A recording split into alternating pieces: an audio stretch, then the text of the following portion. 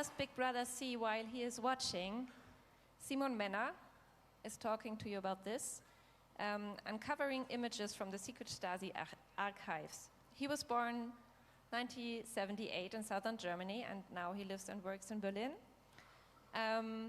He does a lot of stuff with photography and history, and he has been researching 3 years in Stasi files and images, and he is going to show us why this is still relevant today, or even maybe more relevant than ever. Give him a warm welcome. Thank you.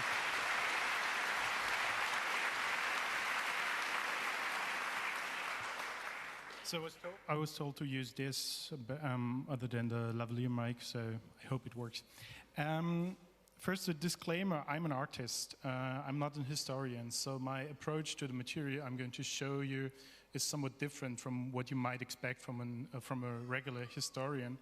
But we can discuss this as we go on. And very, very briefly, before I'm going to show you images I found at the archive of the Stasi and some very few archive I found at the archive of the BND.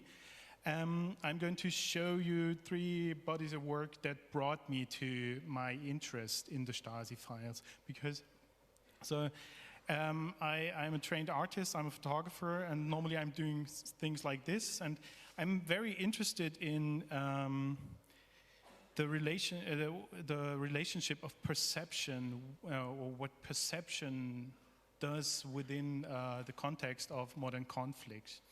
And it turns out more and more importantly, perception is a battlefield and fear is a weapon. And this is actually not just a set of landscape images, it's actually a set of photographs for which I had the support by the German army.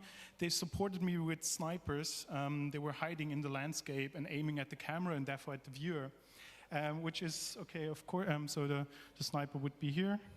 And in most of the pictures from this series, there's actually almost no trace to be seen from a sniper. But this is the way a sniper looks within the landscape. So they were ordered to aim at me, even though I couldn't see them. So sometimes when they were posing, I told them, well, just don't hide behind a tree and I don't see you. And they told me, no, don't worry, we are aiming at you. So, and of course the whole thing is artificial because they would never choose this kind of setting and this kind of environment for their, to pose the threat. There's a sniper here, or there's a sniper here. But this is something that really plays an important role in today's conflicts, that you try to occupy your opponent's mind and influence his or her behavior in that way through creating fear. That's another set of images. It's based on handbooks by the US Army on how to construct booby traps out of ordinary objects. Like here, a TV set or radio, if you switch it on, it blows up. A box or a pipe. As an artist, I find this image very intriguing because there's this one very famous painting by Magritte. This is not a pipe. Actually, this is not a pipe, even though it's supposed to look like a pipe. So, but be aware that's from the 60s, from the US Army. And these handbooks are now out there and used by the opposing forces, by forces they encounter. And the whole story behind these manuals is, well, you're supposed to create fear in your opponent. Here's a German chocolate bar. If you break it off, it blows up in your face. Or a tea kettle. So the more ordinary objects are, the more terrifying it becomes, because once you realize that there's no way for you to avoid this idea of fear, everything is dangerous. Of course, the other side does this as well. This is from videos I found online. This is the last video frame before the blast. So the last video frame before a car bomb or roadside bomb or something like this explodes. And the same is here. So it's the same technique.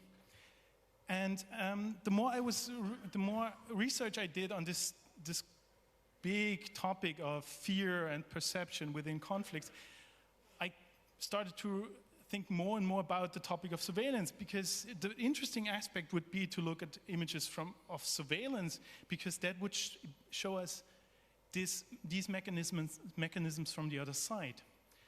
But the strange thing is we talk so much about surveillance, and what we talk about is image-based. So Big Brother is watching you. That has something to do with images. But we take it for granted that there's nothing for us to see. Big Brother is watching us, but this is hidden behind some curtains. But I came to realize that actually with the very unique history of Germany, we have this huge opportunity in the Stasi archives that are accessible to the public to try to show what Big Brother actually sees. And I approached them because I could only find written references to images they have. And I asked them, well, I could never find images, so do these still exist? And they told me, yeah, sure, come over. And that was the start of a 3-year or lengthy research project. And first I'm going to show you images I was then, in the end, not really interested in. Images we know exist. And from now on, that's authentic Stasi material. There's some from the Czech Republic, GSSR.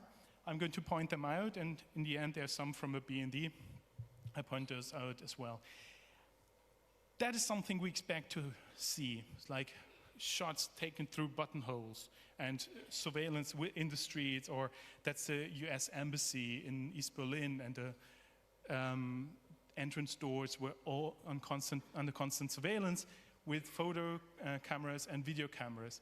But be aware, in the 80s, the video equipment was not that sophisticated, so at nighttime, the Stasi did record 8 hours of darkness, but it still ended up at the files. So that's a state of mind we're talking about. So everyone was photographed. And then we have, quite often you find post boxes where each and everyone who's posting a letter is photographed, no matter who he or she is, even if it's an elderly lady. Remember these images because I'm going to reference to them later. I was more interested in something like this. So the internal view. So, and now roughly 2 years ago, I was able to publish a book. And now I'm going to somewhat follow the structure within the book, because I was really interested in how do you become a spy. And I encountered a lot of material that was meant for training purposes. These images are from a training session on how to disguise yourself as regular citizens, which I find quite strange, because normally that's nothing you should have to learn. But still, and then you have a soldier, and so it's these ordinary citizens. Some of them look like they live now in Berlin, and amongst the hipsters, like this one. That was entitled Western Tourist. Another tourist, like the photographer. So the Stasi photographs something that tries to look like a photographer. So women work for the Stasi as well. And the same thing. So disguising manuals. So what do you need to dress up like this, and in what circumstance would you use something like this? He looks like from Hitchhiker's Guide to the Galaxy, I think. But be aware that that's not meant to be funny. That was not meant to be seen by any one of you or me. That was meant to train agents. And we are going to see later that that was actually used. Here we have a hitchhiker at a motorway around Berlin. And that's from the GSSR archives, which I was granted access earlier this year. They did the same thing. So it's not just something the Stasi did. They did it as well. And then you had other certain aspects of disguise, like how to wear a wig, or how to stick a fake mustache. For privacy, due to privacy concerns, the images had to be pixeled. But I could see the faces while researching the archives. It was much funnier, actually. So to stick fake mustaches. And then again, from the GSSR, you could also disguise cars. Like you could draw something that's from a steel mill in the GSSR, and then in a way a disguised stroller with a camera, with a video camera, and that's actually a video camera from Japan, and they imported this type of surveillance equipment quite frequently, Sony. And then you encounter other material like how to transmit secret signals and how to transmit codes. The codes are not known now, but still the photos exist, and they have a strange beauty in them. And then once you got your training, and then you had to be taught how maybe to arrest someone, and then you first knock the door, and then you arrest him and notice the piece of cloth on the floor because he didn't want to ruin his white shirt. And maybe he wants to fight, so you have to fight.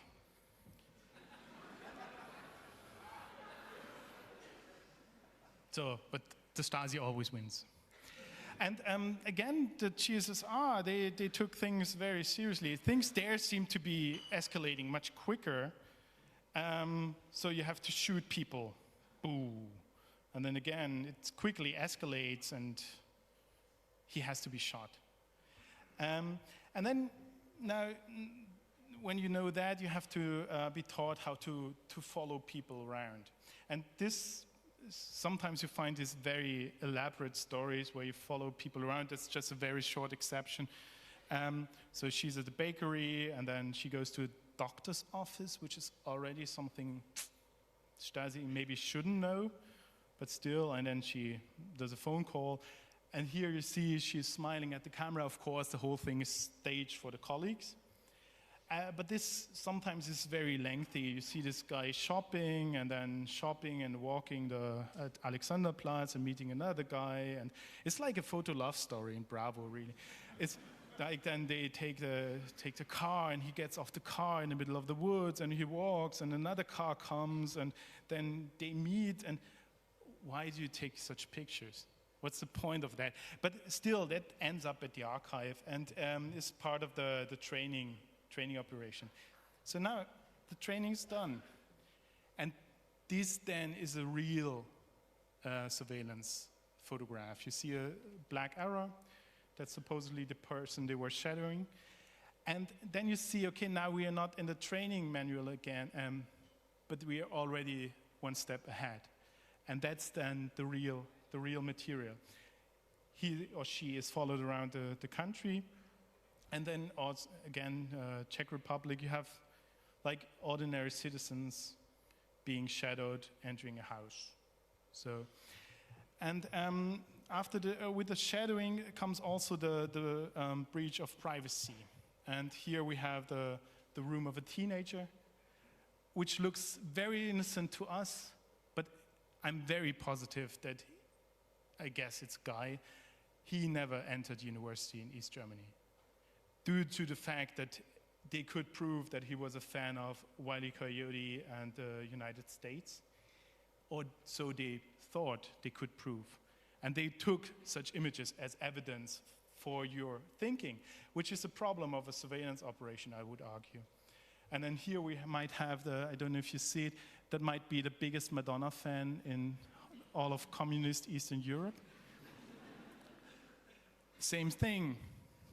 Probably would never be able to study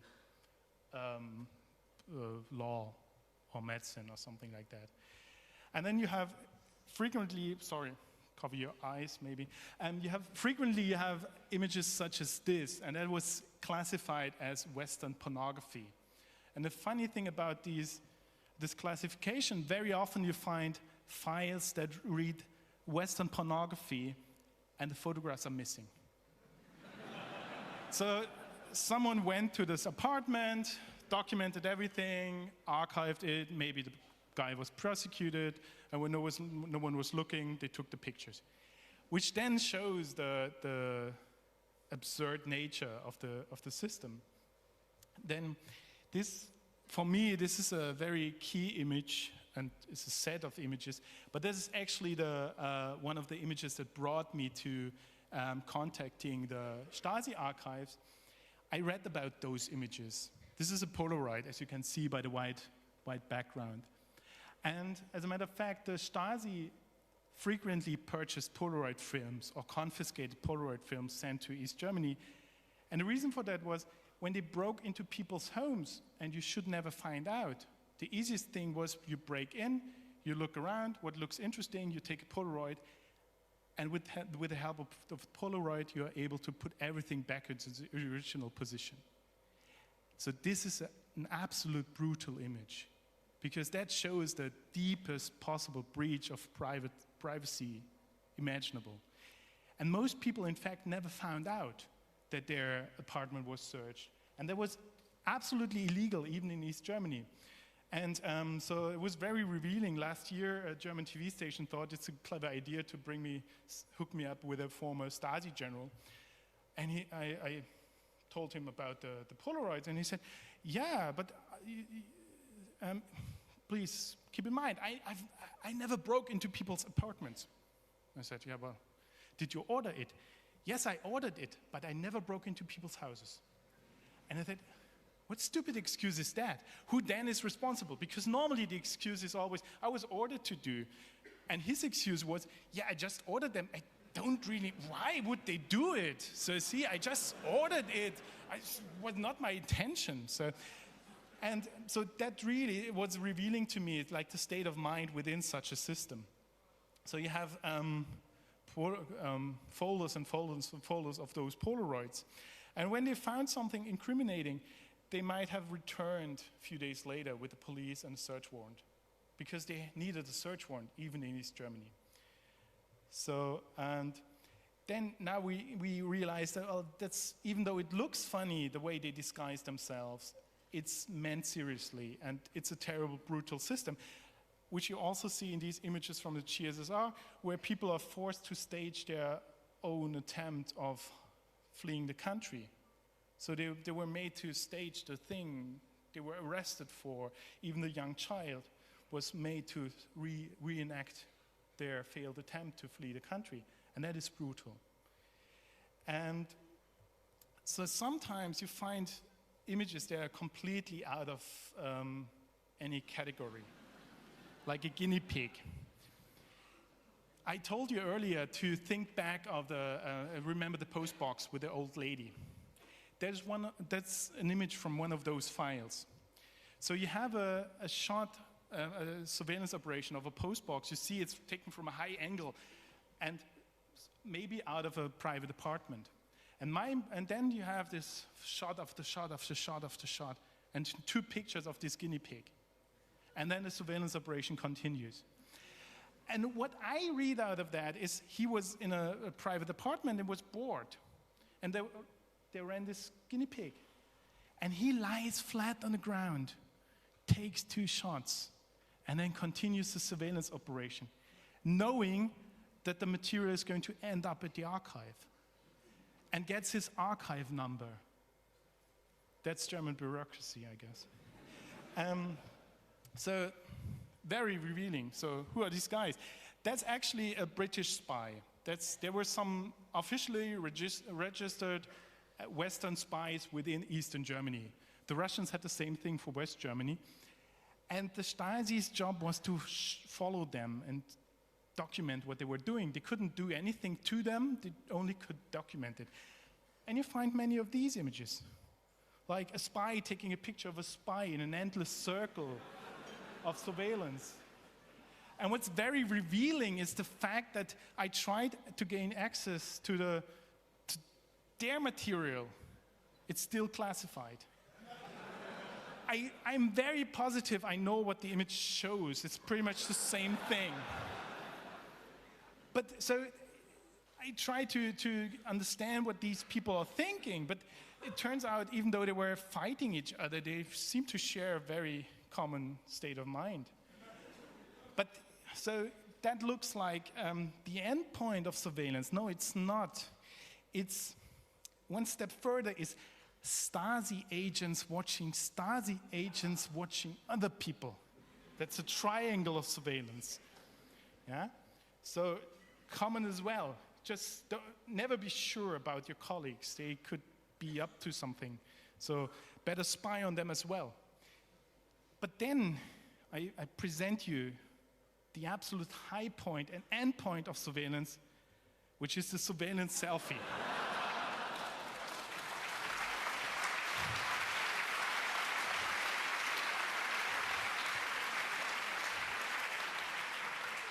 I give you another one. They knew it's going to end up at the archive. So they're spying on themselves while spying on others, while spying on themselves. So it's almost meditative. So now, who are these people? Now we're really at the internal view. The Stasi looks at itself. Here's a group photo. Remember this guy? We encounter him later. That happens to be the phone surveillance unit. Highest ranking officials here. That's the boss of the whole bunch. And of course the Stasi, Eastern Europe, they like their medals, and then an award ceremony, flowers, a medal, piece of paper. And there's this guy from the phone surveillance unit, again. So he gets really shabby flowers.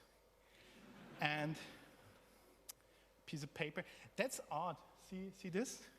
It's a wax seal, and it's burned at the side because he was knighted as a knight of the phone surveillance unit.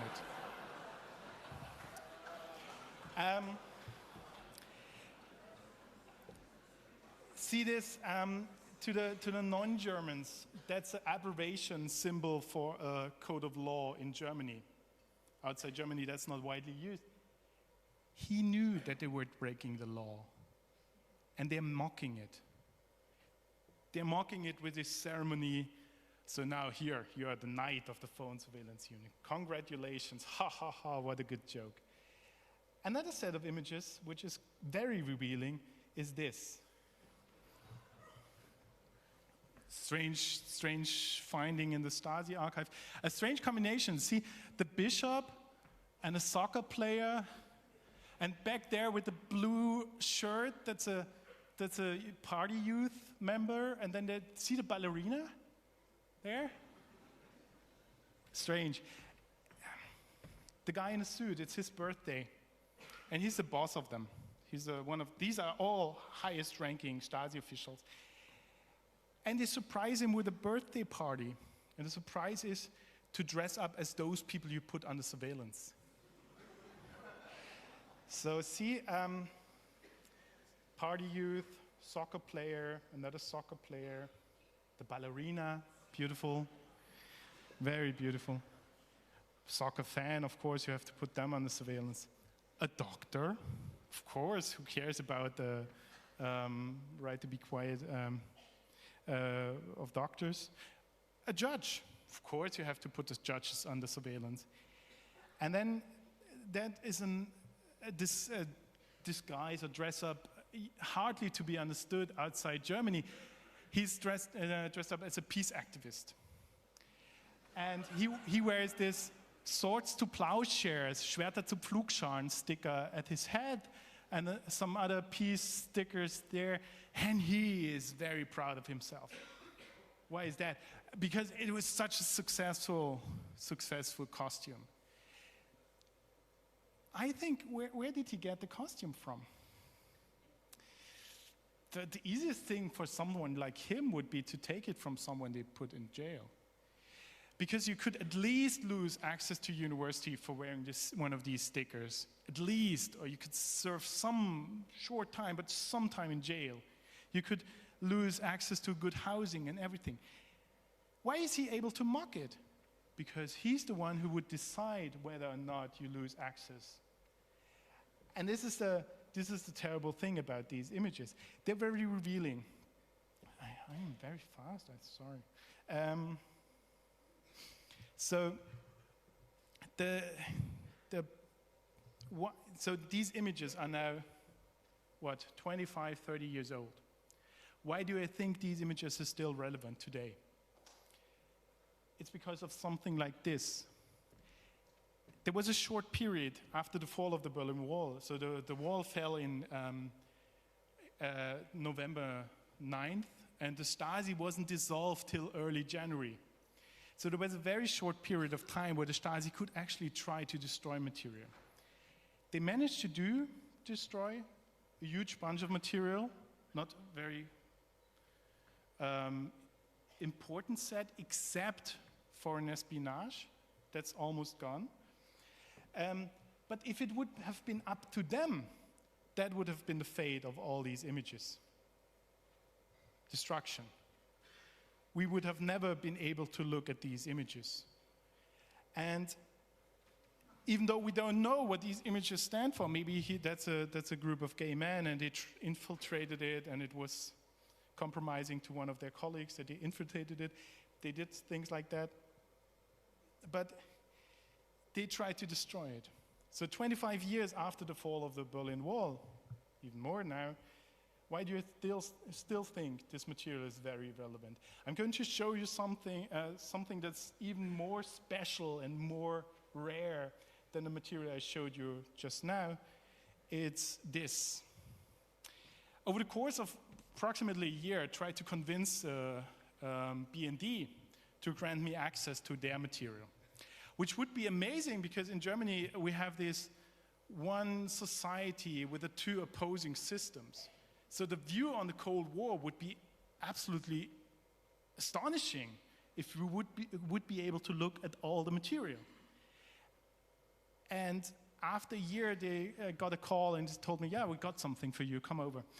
There was actually, they have a small, relatively small section in Berlin, so I went there with my scanner, and they gave me I would call them 14 most boring pictures of the BND history. It's a matchbox. This and that. And when I looked at these images, I was like, are you kidding me? What do they show? And this guy was very serious and told me, unfortunately, I can't tell you because the information is still classified.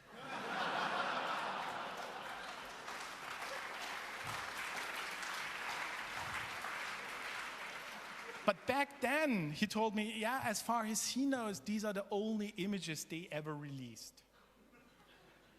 And yeah, toothpaste. So there's a huge problem I have with this, of course. Not with this young lady in particular, but in general, these images. They can decide which images to show. And one of the guys I was in contact with there, he told me, of course we have these disguise pictures and dress up and things like that. But keep in mind, even though back then he might have been the lowest in the hierarchy, and now he might be the head of the department or the one who brought in the guy who's now the head of the department. Of course it's not in their interest for these images to be released. Yeah, and then I think, but it's in my interest and in our interest for us to decide which images are worth looking at or not. And there's another problem with images like this. We have almost nothing that is accessible from the Western archives. This is rare, this is very special. It looks like shit, but it's very special. But we have a trove from the Eastern archives. And there's always like the Merkel and everyone, when one of the Eastern former communist countries decides, well, we should limit access to our former Stalinist archives, they say, no, don't do that, it must be open. But what happens when we have access to just one side and see all the terrible things they are doing and have no access to the other side? I'm not saying that the BND did the same terrible things the Stasi did, but the BND was certainly breaking our laws as well. And so, but it does look more innocent because we only have access to a very terrible looking archive. And if we look to West Germany, it's like, nothing there, must be fine. And that's a terrible thing. And there's a lot wrong with that. Yeah. So I'm almost at the end. I was rushing through. Oh, sorry. But I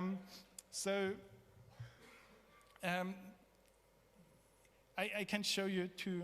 Well, just just because I was too quick from the Czech archive, two videos. Audio isn't important.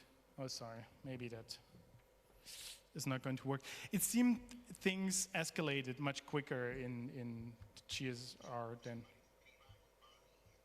Oh, sorry.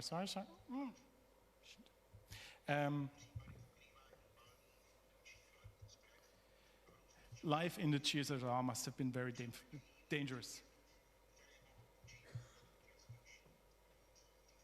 There's weapons everywhere.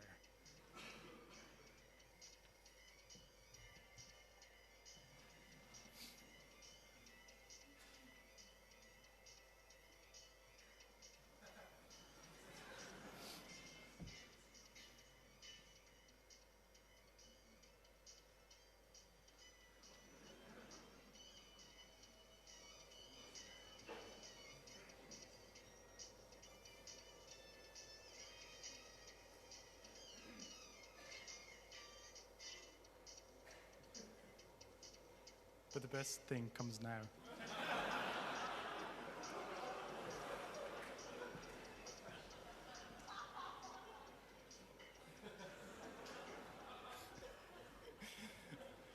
Who would carry something like that there? Or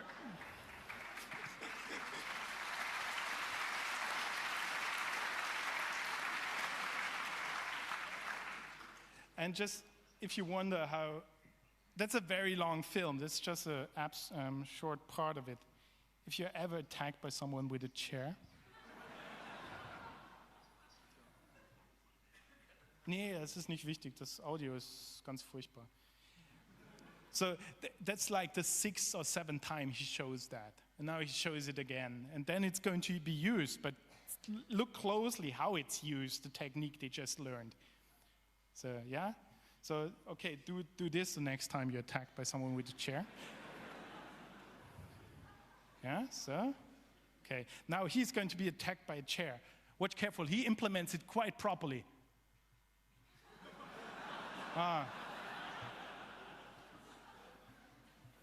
Well, he didn't really look.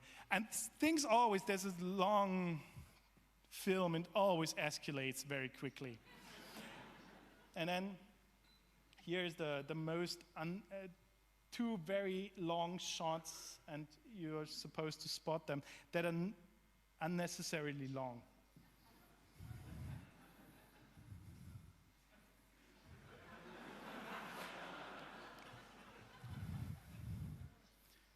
So of course they find the black guy smuggling. And he explains him now in English, well, do you have more like that or so? And he says, no.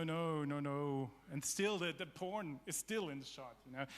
And then he tells him, yeah, but it's going to be very serious if you don't confess now. And the black guy says, no, I don't have anything to confess. And now the guy on the left gets suspicious very soon. Look at him. Yeah. So it's very suspicious, this black young man. Doesn't want to sign his confession, so. And now. Yeah, he gets suspicious. Very, very, very suspicious. Very suspicious. And fortunately, the cameraman made them move to the left, so not to zoom in on the penis. No, he doesn't have anything. So, but it turns out he has something, because he's black and suspicious looking, you know. See? Oh, he's moving his arm.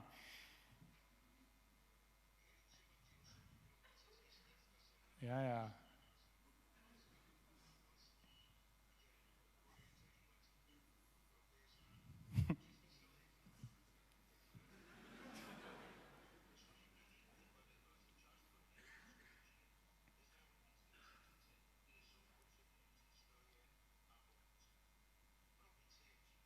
So it turns out his arm is not broken. And sorry, that was somewhat long, but I rushed through everything else so quickly. But for some reason, he hides batteries in his cast.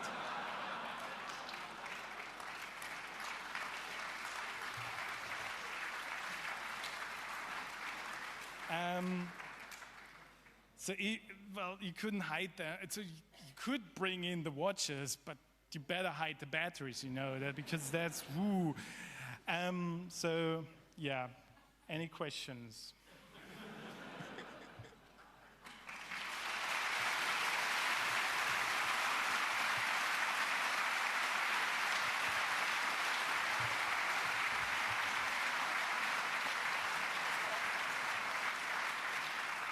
Thank you.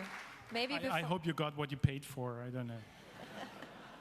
Maybe before we start the questions and answers, everybody who wants to leave now. We're going to take 1 minute so that you can leave, and all the others who want to stay, have it quiet for the Q&A.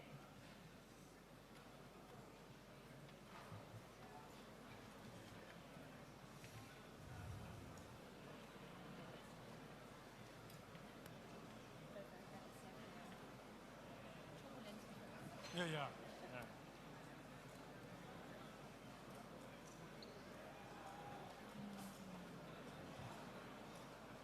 And remember to, use the rating system. I brought postcards, if you want, because we have to make fun of them as much as we can. I feel like the story.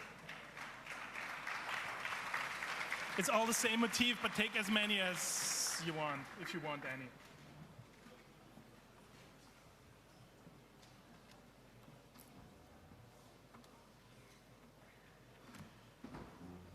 Thank you.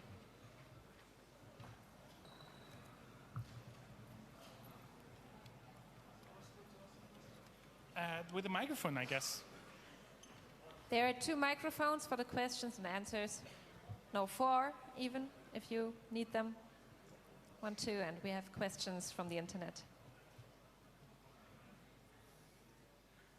5 seconds.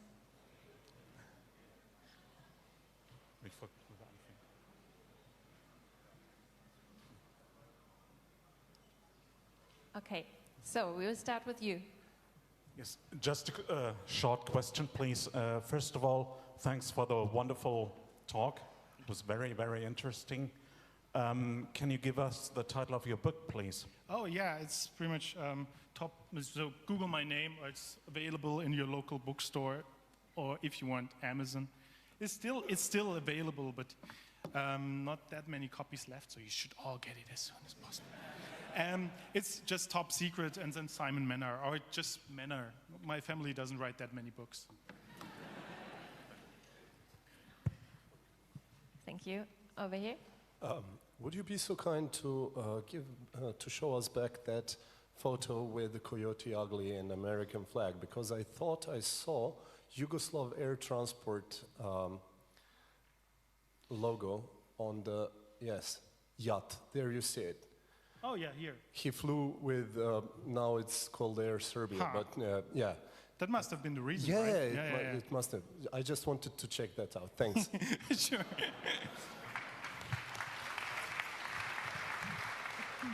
We have a question from the internet.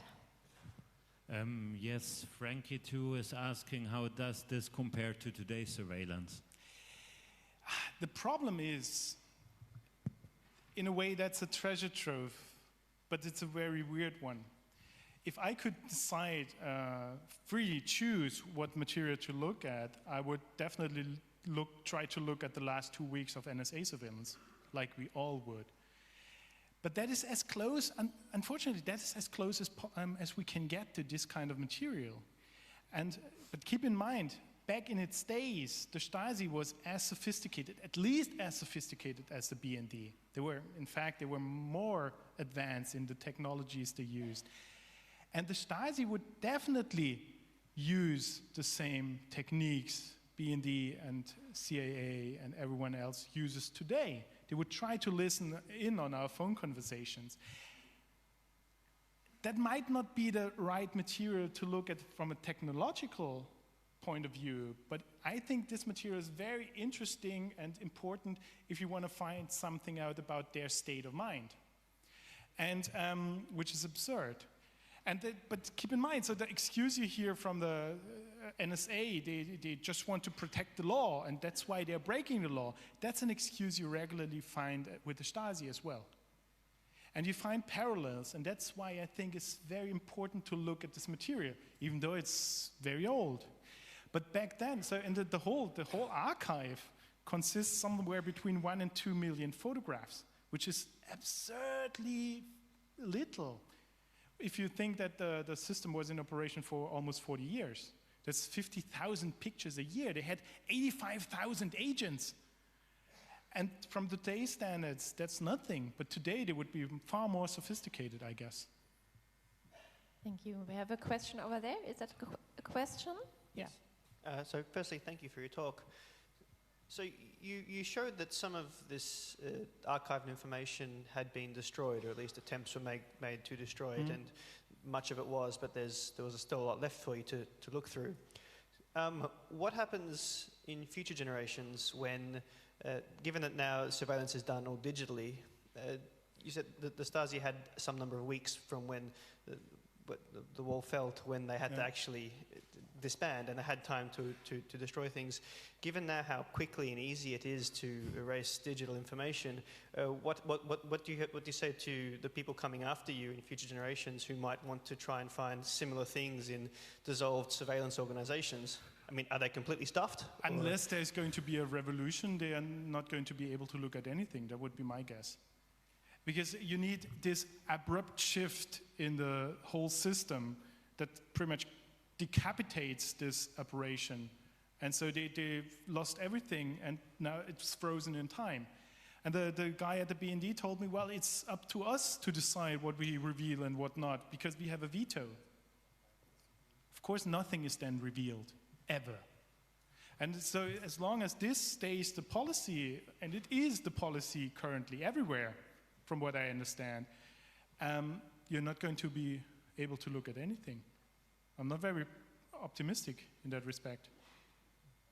Neither am I. Thank you. Sorry. Hello, thanks for your talk. How did you decide what faces to anonymize and which not to anonymize? And besides the Czech Republic archive, with the Czech images, I did it. Because with those images, and that's weird, you can do whatever you want, which is terrible in a way.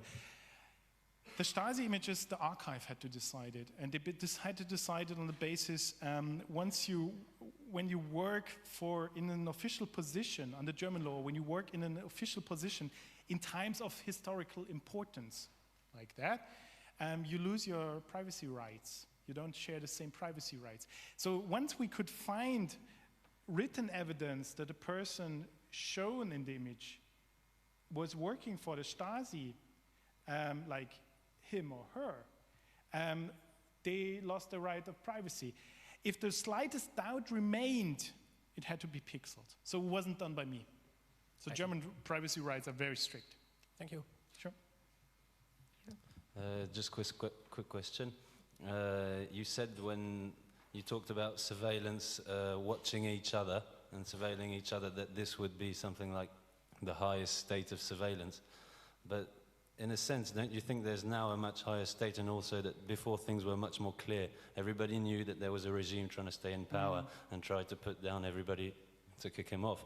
But now, wouldn't it be a situation where they don't even have to break the law, they just make it legal to survey? We can see in France now with the law on intelligence that passed just after the Charlie murders, and now we got the murders again, and you got people that have to stay in their home because the intelligence has said that they might protest, and they don't have to go through a judge. So they're actually making it legal and not even have to break the law. And also we're at a stage where people actually surveil each other. That's Facebook today. Yeah, somehow. And the problem, and the general problem with surveillance operations, I would argue, and I hope that someone is here from the BND and they come forward and I give a talk to them, because I would really like to find out. So please, my email was there. The thing is, I would argue that this type of surveillance cannot work. What you're trying to find proof for is a state of mind, is thoughts, is not something you did, but some things you think about or you think of you might want to do. And photography, I am a photographer. I know how bad photography is. You were looking at images of landscape where no sniper is visible and each one of you saw it. That's how bad photography is as an evidence. And this can be proof for everything and nothing. Could be proof. They don't need photography now.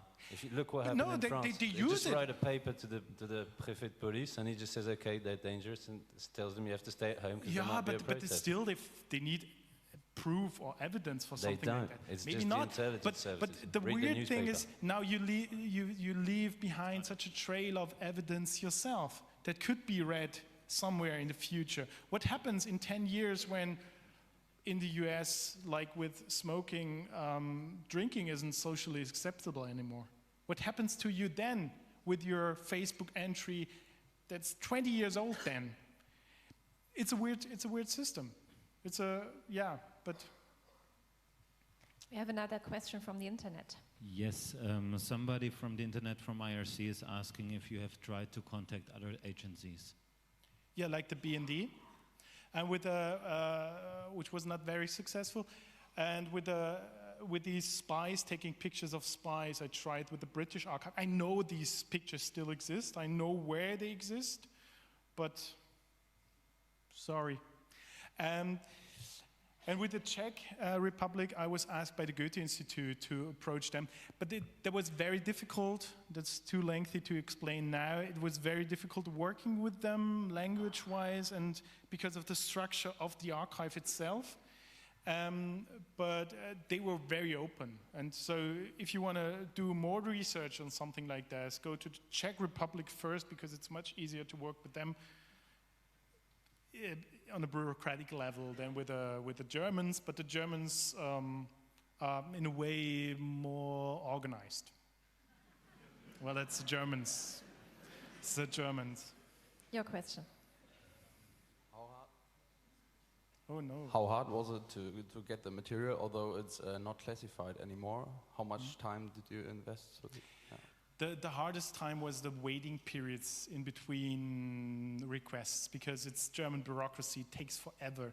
And I'm quite sure, I'm from West Germany, but now I have a very huge file in this archive, I think, because they compile everything. So they keep track of every picture you're looking at. But the funny thing, it's not hard at all. You can do it as well. You don't have to be a researcher. And the archive considers research a basic human right, which I learned then. And it's a very convenient thing. And there are some elderly former Stasi agents who spent their retirement researching something. They can do it. And the weird thing was that most of the picture no one's looked at before. That could be proven because they keep track of everything. So, but it's very easy. It's a very lengthy process, but very easy. Holger. When you decided to duck the archives, did you have to apply for a certain corner in the archive, or could you just walk in and say, show me all your pictures? No. It was they were very open. They might have closed behind me somewhat. Because for them it was strangely overwhelming, the amount of feedback they got after my book came out.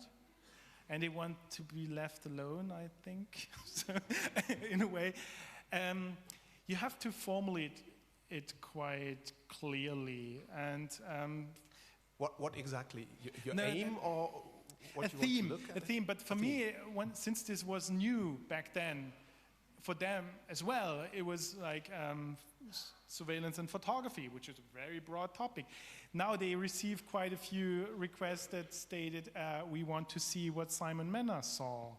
And they don't accept something like this. So you have to come up with something more clever. And how much time did you spend in their dungeons? Well, it took 3 years on and off, but it's mostly waiting in between.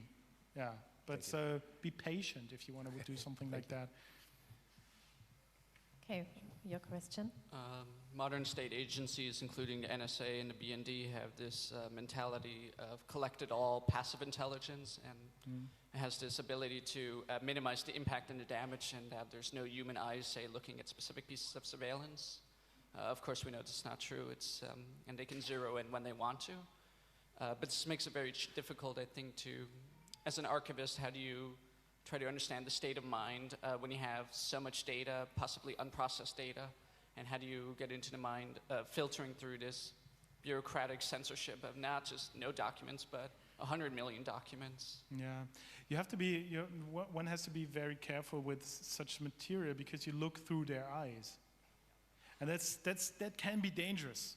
And that's why I try not to provide that much, quote, in quotes, background information, because the background information on most of the images is text compiled by the Stasi agents themselves.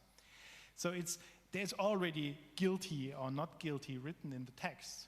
And I don't want to look at these pictures through their eyes. But still, I find it very revealing to look at the raw material. And the Stasi would have collected everything in bulk if they would have been able. They opened every parcel to East Germany, every letter. And they were, once paranoia-wise, they were several steps ahead of the NSA. They had a university, and when you were studying there, you could do your PhD, but you were not allowed to keep the notes you took during the day. They had to be locked into lockers that had doors on two sides. So you locked them in, they were copied at night, and you were not allowed to keep your PhD thesis because the moment you wrote it, it was classified top secret. And that's paranoia. It really is paranoia. And so, yeah, well, the thing is, I cannot prove it, and that's the problem with the whole thing, that one side remains closed. You cannot prove otherwise. And I guess, my guess would be they're quite happy with this situation, that you cannot prove otherwise. Because like this, they can always say, no, we did something else. Well, we can't tell you, but it's not like this. And it's always very vague, but from a state of mind, I think it's the same. Over there. Yeah, what's actually the copyright of these pictures? Are they public domain? Can I use them for internet memes? No. Unfortunately, well, so most of the pictures are on my website in a low resolution, which the archive doesn't like, but it's there. The problem with there's a law that covers this archive. It's not part of the archive sphere in Germany. It has its own law. And the law was written early 90s by lawmakers. We all know them and love them. And they never thought about the fact that an artist might come along and show them. So the law covers publication. You are free, once you got access to the material by the archive, you are allowed to publicize it. Nothing else is stated. But you're not allowed to hand over the files. And I had lengthy debates with the archive what that could mean, because they said, well, when you have it on your website, you hand out the files. And I said, no, it's publicizing it. No. I said, yeah, well, what's the difference? We don't really know, but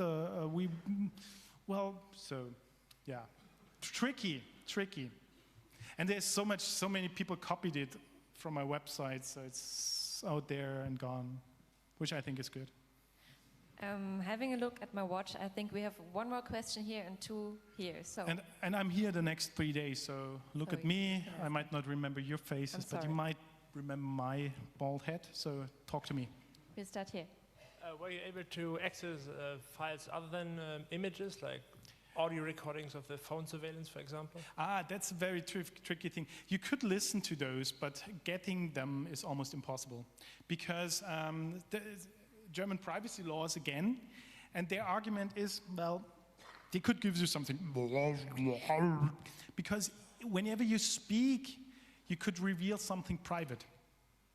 And that's their argument, even though you might be Erich Honecker or Helmut Kohl or something like that, but still, it could be private, what you're saying. And that's why they could never release something, and you would never be allowed to release it stating that's Erich Honecker, because it could be private. So it's a somewhat strange law. Okay. But no one's going to change it anymore. And the last question over here. Well, yeah, I'm a bit interested where you always know what is shown by the photographs, because were they captioned like spying on spy, or thought you about an explanation by yourself? It's gazillions of kilometers of files and just a very few photographs. So there's always a huge amount of background information. And the greatest thing, and why the people I'm absolutely thankful towards are it was all only ladies working at the archive, really at the archive, handing me the files and giving me copies. Because the most important thing, and that's whenever you want to work with an archive, the trickiest part is how do you find something you don't know exists, because you can't ask for. I'm really looking for, is there a birthday party with them? You will never ask for something like this. But once you've earned the trust of the people working at the archive, they provide you and provided me with these images, because they knew in what direction I was looking for material. And there was always, in most cases, there was background information. Oh, I didn't include, there's a weird set of a swan, a dead swan, which I didn't include in the talk. There's it's a set of 4 images of a dead swan. It's only known that it was found in a vault that was owned by Erich Mielke, the head of Stasi, personally. It's 4 images of a grave of a dead swan with GDR flags around it. And that's very famous for being the biggest mystery in the Stasi files, because nothing can be found about these images. So I didn't include them in the talk, sorry. But it's a dead swan. It's very mysterious. Must have been important. So thank you, Simon, very, very much. Thank you.